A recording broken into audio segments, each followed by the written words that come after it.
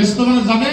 উনি কিছু কথা দুইটা কথা আপনাদের সম্মুখে বলবে আমি দুইটা কথা ওনাকে বলার জন্য আমি অনুরোধ করছি আপনি আসেন দাদা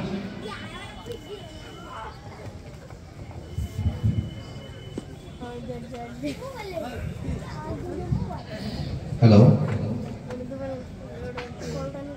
জুরিবাসী বাগমারা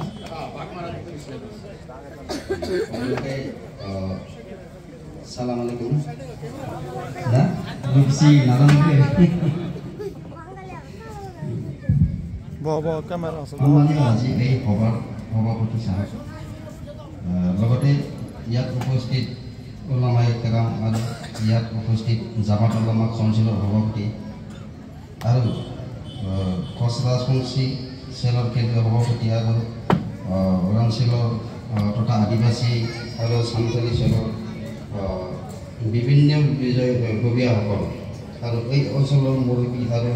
ৰাইজসকল আপোনালোকক মোৰ ফালৰ পৰা আন্তৰিক চালাম জনাইছোঁ আৰু মোক এই সভাত আমন্ত্ৰণ কৰাৰ বাবে দুটুৰি তথা বাগমাৰা অঞ্চলৰ সকলো ৰাইজক নমস্কাৰ জনাইছোঁ আৰু এই সভাত আহিবলৈ পাই মই নতেই পৰা অনুভৱ কৰিছোঁ মই ধৰ্মৰ বেদে বিশেষ নাজানো তথাপি আৰম্ভণিৰ পৰা মই সদায় বিটিচিৰ সকলো জাতি জনগোষ্ঠীৰ মাজত একতাৰ চেষ্টা কৰিছোঁ বিশেষকৈ মুছলমান জাতিটোক মই একতা কৰাৰ কাৰণে মই যি কৰিব পাৰে তাৰে চেষ্টা কৰি আছে আৰু কৰি থাকিম আৰু মোৰ কাৰণে আপোনালোকে দোৱা আৰু আশীৰ্বাদ কৰিব তাৰে কামনা কৰিছোঁ এইখিনি কৈ মোৰ চমু বক্তব্য ইয়াতে সামৰি ধন্যবাদ মানে 50,000 টকা ইয়াতে ডনেট কৰা হ'ব সভাখনৰ কাৰণে যোৱা বছৰ মই 3 লাখ টকা দিছিলোঁ এই সভাৰ কাৰণে দিছিলোঁ যোৱা বছৰ আৰু এই মাদ্ৰাসাত অলৰেডি লেট্ৰিন বাথৰুম আৰম্ভ কৰা হৈছে এতিয়া মোটামুটি এই দুমাহৰ ভিতৰত আমি কমপ্লিট কৰিবলৈ সক্ষম হ'ব বেছি টাইম নালাগিব আৰু এইখিনিৰ কাৰণে আপোনালোকে দোৱা কৰি থাকিব যাতে আমি আৰু ওপৰলৈ যাব পাৰোঁ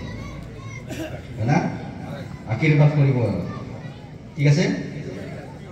সদায় আছোঁ আৰু আজিও 40 মই কম্বল পঠাই দিছোঁ আৰু চাউলৰ মোটামুটি বছৰত মই 5-6 কুইণ্টেলমান দিয়াৰ চেষ্টা কৰিম যোৱা বছৰত মই দিছিলোঁ এই বছৰত দিম যোৱা বছৰত মই 3টা ডিষ্ট্ৰিক্টত প্ৰায় মাদ্ৰাসাবিলাকত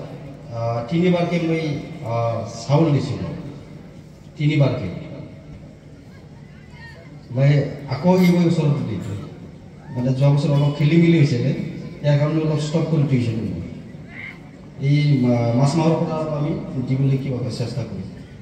ঠিক আছে ৰাইজ বেয়া নাপাব মই অলপ নতুন অলপ শিকিছোঁ ঠিক আছে